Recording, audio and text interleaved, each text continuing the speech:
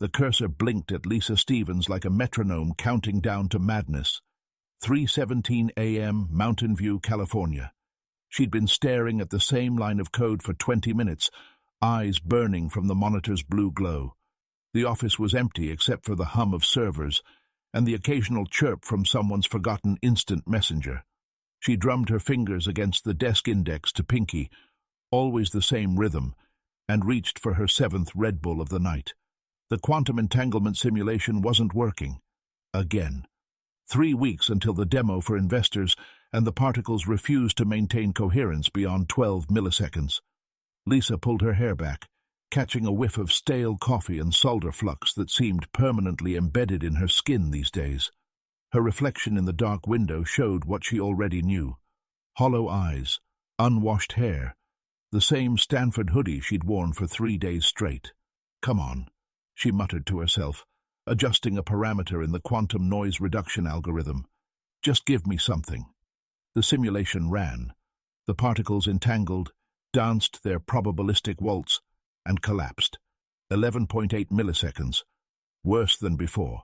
Lisa's phone buzzed against the desk. She ignored it. Then it buzzed again, and again. The screen lit up with an unknown number, all zeros except for the area code 650. Local, but wrong. Nobody had a number like that. She almost declined. But something made her answer. Maybe exhaustion. Maybe curiosity. Maybe just the need to hear another human voice at this ungodly hour. "Hello?" Lisa answered cautiously. Static first, like the connection was traveling through water. Then a voice that made Lisa's hand tighten on the phone. "Finally, I've been trying to reach you for hours," the voice said. It was her voice, not a recording. She could hear the slight congestion from the cold she'd been fighting, the way she clipped her consonants when tired. But underneath, something different. This voice sounded rested. "Who is this?" Lisa demanded. A pause, then almost a laugh. "That's the question, isn't it? Look at your screen." Lisa glanced at her monitor. The quantum simulation was still running, but the display had changed. The entangled particles weren't collapsing. They held steady at perfect coherence, the measurement timer climbing past 30 seconds, 40, 50. "That's impossible," Lisa breathed. "Nothing's impossible, just improbable. Check line 347 of your error correction protocol," the voice instructed. Lisa's fingers moved to the keyboard before her brain caught up. Line 347. She'd written it 3 days ago in a caffeine-fueled haze, a recursive function meant to stabilize the quantum states. But there, in the middle of her code, was a variable she didn't remember adding. Q, bridge, active, while untrue. "I didn't write this," Lisa said. "You did. Just not you. You. Look, I know this is strange, but we don't have much time. The connection isn't stable yet. My name is Lisa Stevens. I'm 32. I live in Mountain View. I work at a quantum computing startup called Coherent Systems, and 3 weeks ago, I discovered something in the entanglement patterns that shouldn't exist." Lisa's mouth went dry. You just described my life." "Not quite. Check your left hand." Lisa looked down. Her left ring finger was bare, as always. Just a faint indent from the hair tie she sometimes wore there when coding. "Now ask me about mine," the voice prompted. "You're married?" Lisa asked slowly. 2 years next month. Her name's Rachel. We met at a conference in Seattle. You were going to go to that conference, remember? But you stayed to fix the server crash instead." The server crash. 3 months ago. Lisa had lost a week of work and missed the Pacific Northwest Tech Summit. She'd told herself there would be other conferences. "This is insane," Lisa said. "This is quantum mechanics." Every decision creates a branch, a parallel possibility. Most of them drift apart, become inaccessible. But sometimes, when you're dealing with entangled particles at precisely the right frequency, the other Lisa trailed off. Sometimes you can make a phone call. Lisa stood up, pacing now, her reflection multiplied in the dark windows. "Assuming I believe you, which I don't, why call me? Because I need your help. And honestly, I think you need mine." "Help with what?" "The same thing you're struggling with. The coherence problem. See, in my world, I solved it. Well, partially. The particles stay stable for almost 10 minutes now. It's enough to secure funding, grow the company. But there's a gap in the theory I can't figure out. A piece of math that feels just out of reach. Lisa found herself at her whiteboard, covered in equations she'd been working through for months. The decoherence happens at the quantum classical boundary. The observer effect collapses the wave function prematurely. Yes, but what if the observer isn't singular? What if observation itself exists in superposition? The other Lisa suggested. The marker in Lisa's hand stopped moving. That was actually brilliant. Wrong, but brilliant in a way that might lead somewhere right. Send me your calculations, Lisa said, surprising herself. Already did. Check your drafts folder. Lisa returned to her computer. There, in her email drafts, was a message she hadn't written, full of equations that looked like her work, but wasn't. The timestamp showed it had been created 30 seconds ago. How? Lisa started. The quantum bridge. It's not just audio. Small data packets can transfer through the entangled channel.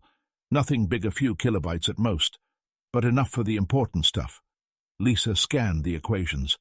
The approach was elegant, almost correct, but there was a flaw in the third transformation.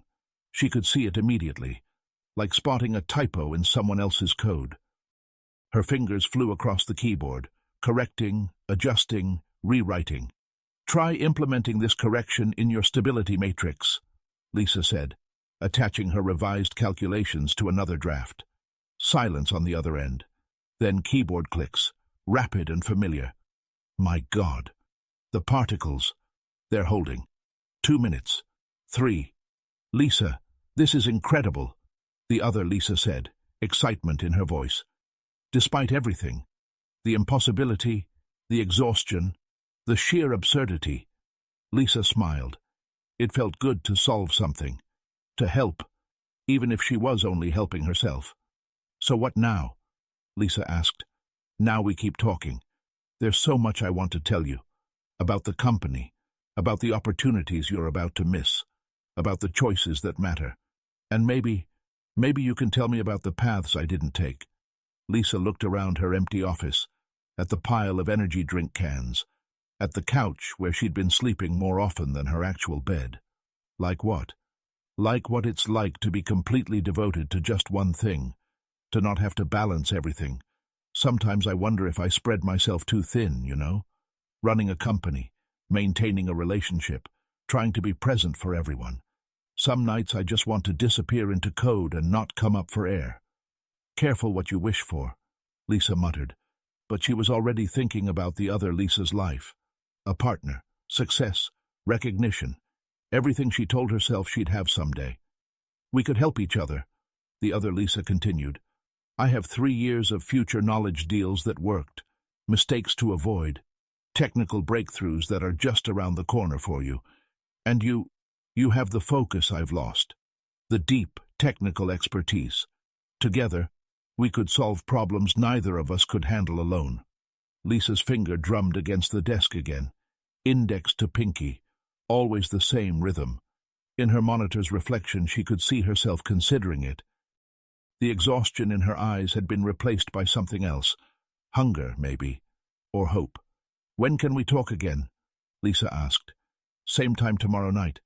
The quantum bridge seems most stable during off-peak hours, less electromagnetic interference. But Lisa, the other voice paused. Be careful. I've been testing this for a week and I've noticed some side effects. What kind of side effects? Small things. Objects appearing that I don't remember buying. Memories that feel real but couldn't have happened. It's probably nothing. Just tired minds playing tricks. But document everything, okay? Both of us should keep careful notes. After they hung up, Lisa sat in the fluorescent darkness of her office, staring at the equations on her screen. The entanglement simulation was still running, particles locked in perfect quantum coherence. According to everything she knew about physics, this was impossible, but the data didn't lie. She created a new file, quantum bridge notes.txt. Her first entry was simple. March 15th, 2009, 3:47 a.m. First contact established. She sounds happy. Then, after a moment, she added, "She sounds like who I could have been." The next 3 nights blurred together like a fever dream. Lisa found herself living for 3 a.m., for the phone's buzz and the familiar strange voice on the other end.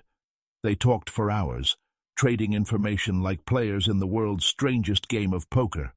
"Short Qualcomm stock before April," the other Lisa advised one night. "Trust me on this. And that memory leak in the kernel module you've been hunting? Check the buffer overflow in the interrupt handler." In return, Lisa sent algorithms, solutions to problems the other her had been struggling with for months.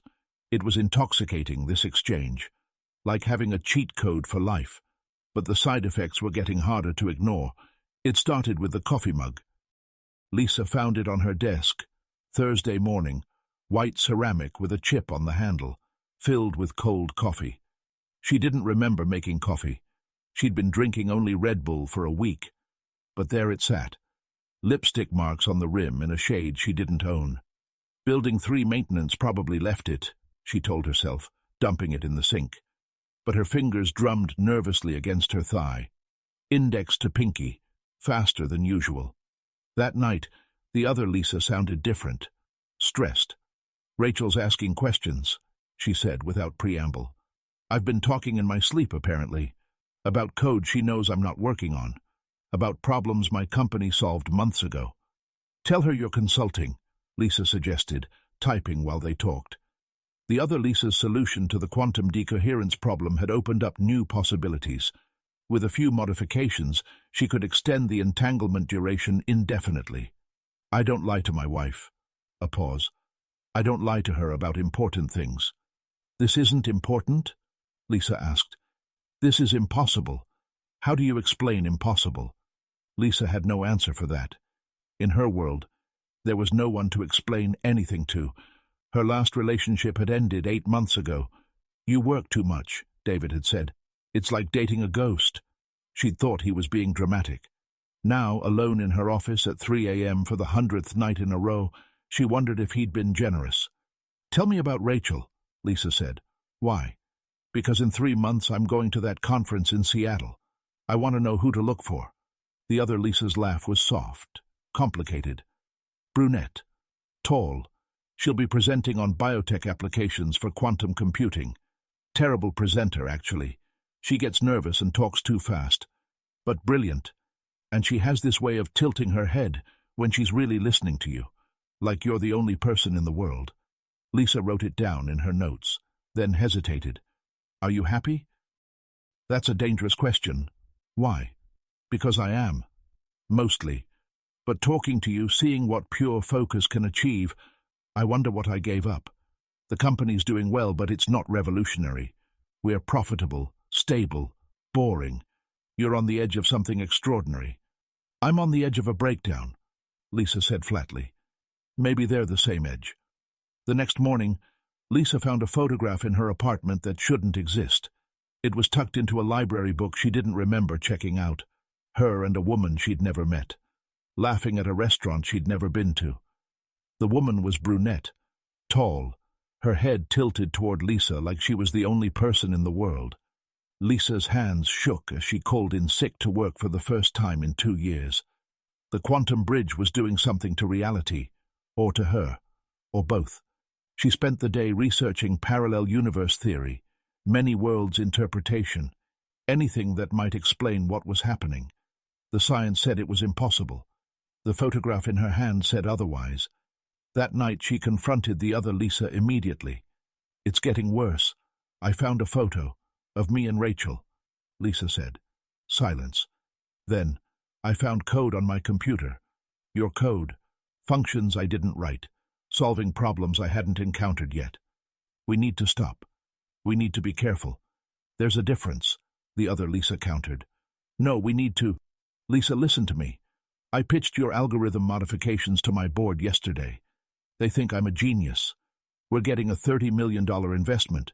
This could change everything. For you. For both of us.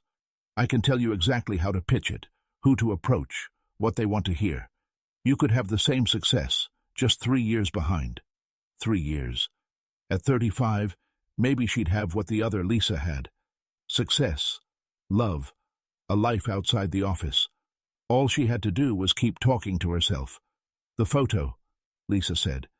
How do you explain the photo? Quantum information leakage. The entanglement isn't just connecting our phones. It's creating a bridge between realities. Small things can cross over. Small things like memories? Like entire relationships that never happened? We don't know that they're crossing over. Maybe they're just bleeding through, showing us possibilities. Lisa looked at the photograph again. She looked happy, really happy. Not just exhausted, satisfied after solving a difficult problem. When was the last time she'd looked like that? 1 more week, the other Lisa said. Help me finish the stability protocol, and I'll give you everything. Every contact, every breakthrough, every mistake to avoid. Your whole future mapped out. It's not my future. It's yours. It could be both. Lisa agreed. But after they hung up, she sat in her dark office staring at the photograph. In the image, her fingers weren't drumming.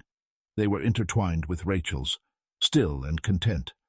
The next few days descended into a kind of productive madness. Lisa stopped going home entirely, sleeping on the office couch when exhaustion finally won. She existed on delivered Thai food and energy drinks, trading solutions with her other self like they were racing against some invisible clock, which, it turned out, they were. The bridge is destabilizing, the other Lisa announced on night 6, her voice tight with worry. The entanglement coherence is dropping. We're creating some kind of quantum interference between our realities. Lisa looked at her screens, covered in data that increasingly made no sense. Error logs showed her accessing files at times when she'd been asleep. Security cameras had captured her in 2 places at once, a glitch, IT said, but she knew better. It's not just interference, Lisa said. Look at your quantum signature readings. Keyboard clicks on the other end. Then, that's not possible. Our realities are trying to merge, or collapse into one. The universe doesn't like paradoxes, so we stop talking, break the connection. I don't think it's that simple anymore. Lisa pulled up her latest measurements. The entanglement is self-sustaining now. We created a feedback loop. Even if we stop calling, the bridge remains. For how long? The other Lisa asked. Lisa did the calculations, checked them twice, felt her stomach drop. Best case? 2 weeks before complete coherence collapse. Which means one reality survives. The other, she couldn't finish the sentence. Disappears, the other Lisa said quietly. Or gets overwritten. The math isn't clear. Silence stretched between them, across quantum space, across possibilities. Finally, the other Lisa spoke. There has to be a solution. We're both brilliant. Together that's the problem. We're too similar. The universe can't support 2 versions this close, connected this strongly. It's like having the same particle in 2 places at once. Quantum superposition allows, until observed, and we've been observing each other constantly. Lisa's fingers drummed against the desk. The photograph of her and Rachel had multiplied somehow. Now there were 3 copies in her apartment, each slightly different. In one they were at a beach. In another, holding keys to a house. Lives she'd never lived. Memories she'd never made. Bleeding through like light under a door. I met her, Lisa said suddenly. What? Rachel. She came by the office today. Said we had a meeting scheduled, but she knew things. About my work, about me. She brought me coffee exactly how I like it. That's not possible. She's here with me. We had dinner an hour ago. Check again, Lisa said. A long pause. Footsteps. A door opening. The other Lisa's voice came back, shaky. She's not here. But her car is. Her keys are on the counter. Her coffee mug is still warm. The realities weren't just bleeding together. They were oscillating, pulling people and objects back and forth like a tide. Lisa wondered if Rachel was experiencing the same confusion, the same sense of living 2 lives at once.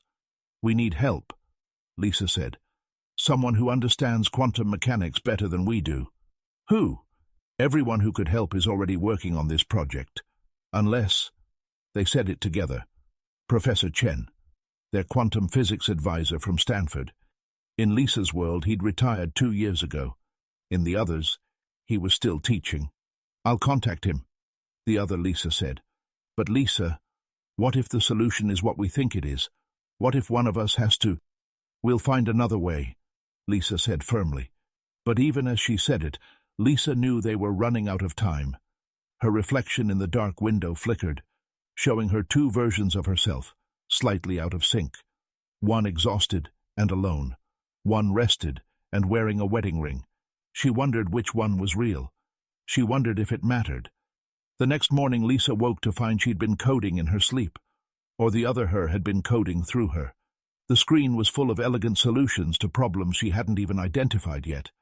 But there were also messages in her sent folder she didn't remember writing, meetings on her calendar she hadn't scheduled, a half-eaten sandwich on her desk from a restaurant that didn't exist in her reality. Her phone rang, not the quantum phone, her regular one. The voice on the other end was familiar but wrong. Lisa, it's Rachel. You were supposed to meet me for breakfast. Are you okay? Lisa's mouth went dry. She could hear concern in Rachel's voice, the kind that came from knowing someone intimately. But they'd never met. Had they? I'm at the office, Lisa managed. Still? You promised you'd come home last night. We talked about this. The work will still be there tomorrow. Home. We. The words felt like artifacts from another life, which, Lisa realized, they were. I'll be right there, Lisa heard herself say, though she had no idea where there was. After hanging up, she found car keys in her pocket she didn't recognize, for a Prius she didn't own. But in the parking lot, the car responded to the key fob.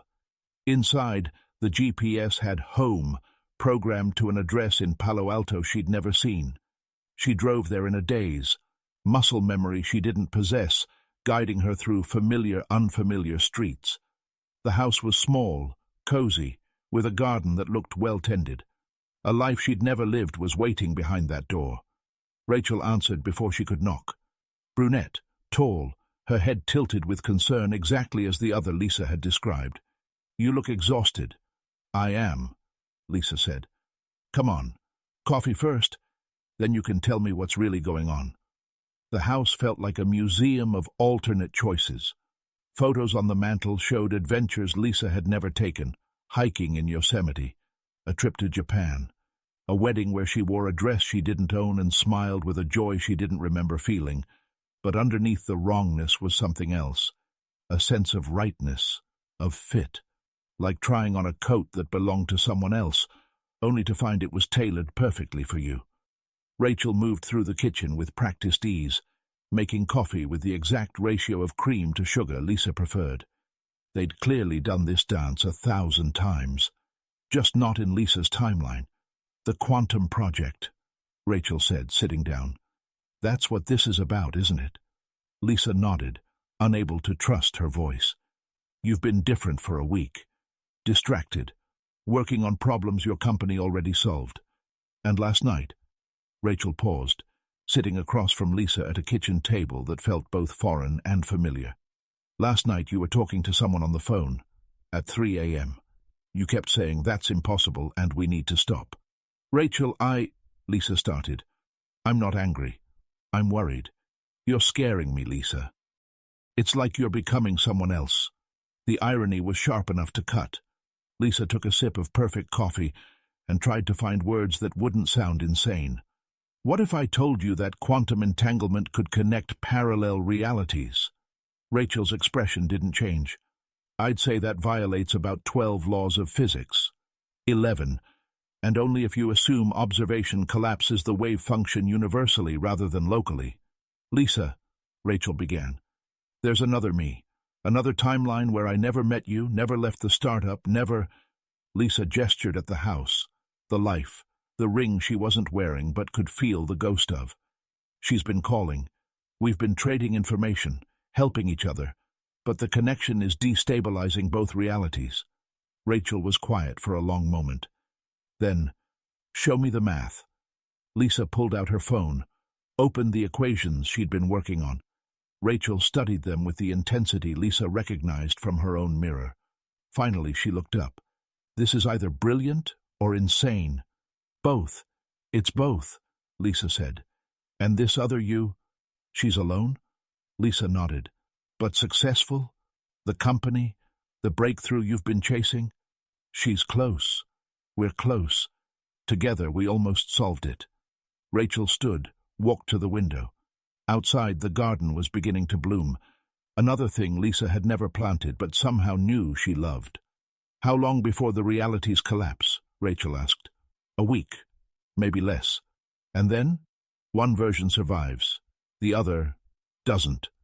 Rachel turned back, and Lisa saw something in her eyes that broke her heart in a timeline she'd never lived. "You're going to choose her, aren't you? The other you, the one with the success and the breakthrough." "I don't know what I'm choosing. I don't even know who I am anymore," Lisa said honestly. Her phone buzzed. The quantum line. Rachel saw it too, saw Lisa's hand move toward it instinctively. "Answer it," Rachel said, "but put it on speaker. If we're going to figure this out, I need to hear both of you." Lisa accepted the call.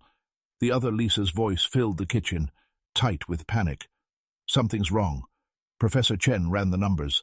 The collapse isn't random. It's weighted toward the reality with more quantum coherence." "Which means?" Lisa asked.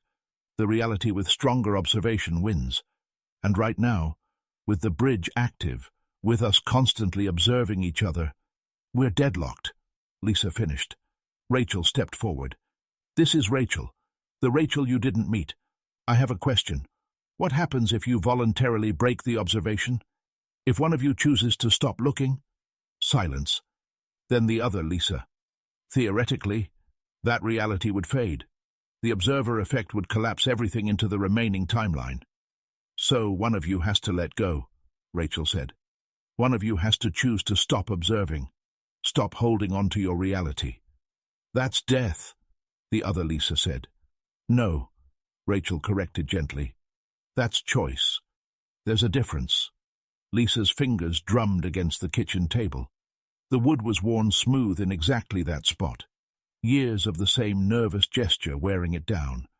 How many problems had she solved at this table? How many moments had she shared here that she couldn't remember but somehow felt? "I need to see both lives clearly," Lisa said. "All of it, not just the fragments bleeding through." "That's dangerous," the other Lisa warned. "Full quantum observation could trigger immediate collapse. Or it could give us enough information to choose correctly." Rachel reached across the table, took Lisa's hand. Her fingers were warm, familiar in a way that transcended timelines.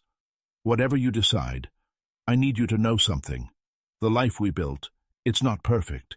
You still work too much. We fight about it. But it's real, and it's ours. And losing you would—" "You won't lose me," Lisa said, not sure if she was lying. That night, both Lisas synchronized their quantum bridges, pushing the entanglement to maximum coherence. The plan was simple in theory, impossible in practice. Observe both realities fully, simultaneously, and make a conscious choice about which one to release. Lisa sat in her office, or was it the other Lisa's office? The boundaries were dissolving. She could feel herself in two places at once, alone in Mountain View, surrounded by empty energy drink cans and unwashed clothes, and at home in Palo Alto, Rachel asleep beside her, breathing steadily in the dark. The lab was both empty and full of life. Her code was both broken and solved. She was both exhausted and rested, both alone and loved, both on the edge of breakthrough and already past it. "Can you feel it?" the other Lisa asked, though Lisa wasn't sure if she was speaking or thinking it. "Everything. I can feel everything." Two lives played out in parallel. She saw herself presenting to investors, the triumph of success followed by the exhaustion of maintaining it. She saw Rachel at that conference, their first awkward conversation about quantum biotech, the slow bloom of something neither expected. She saw late nights coding alone, the singular focus that pushed boundaries but left her hollow. She saw dinner parties with friends she'd never have time to make, vacations she'd never take, a life rounded and full, but never quite reaching the heights she'd dreamed of. Neither is perfect, the other Lisa said.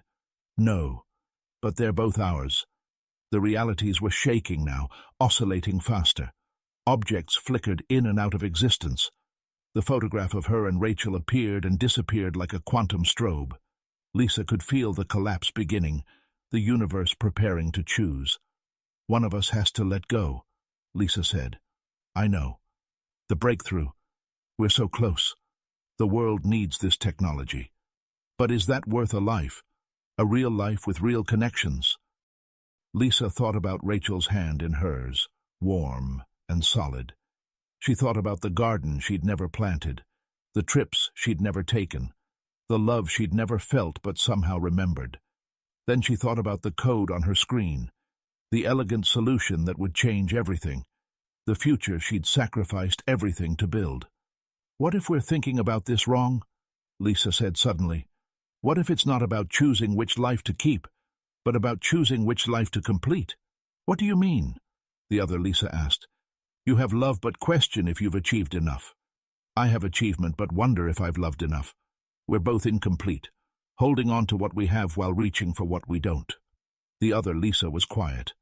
Then, so what do we do? Lisa looked at her screens, at the quantum bridge readings, at the equations that described two realities trying to exist in the same space. The answer was there, hidden in the math. We don't choose which reality survives. We choose which one needs to finish its story. And how do we know which one that is? Lisa's fingers stopped drumming. For the first time in years, they were completely still. The one that can let go.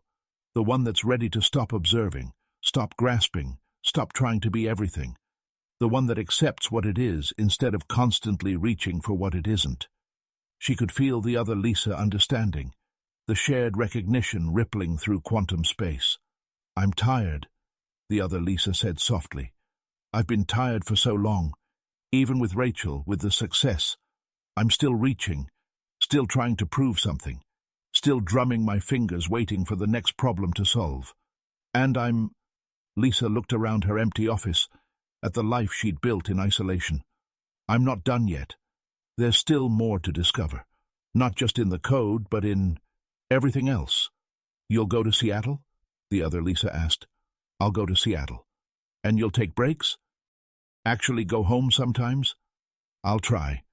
The oscillation was reaching critical frequency. One of them had to choose now, or the universe would choose for them. It's strange, the other Lisa said, knowing there's a version of me who found love, who built a life beyond the work. It's enough. It's like knowing the solution exists, even if I don't implement it myself.